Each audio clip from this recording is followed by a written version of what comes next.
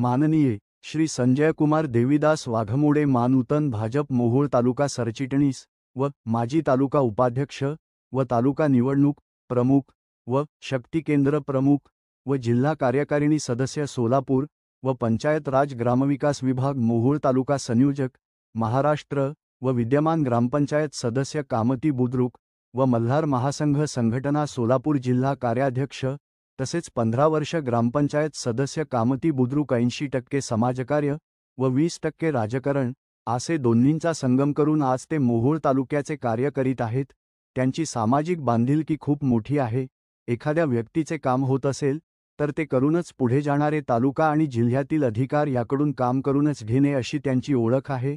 भ्रष्टाचाराचे ना खाऊंगा ना खाणे दूंगा या तत्वावर ते ठाम असतात। गोरगरिबांना मदत करणे, सीना नदीला पूर आला त्यावेळी पूरग्रस्तांना मदत करणे,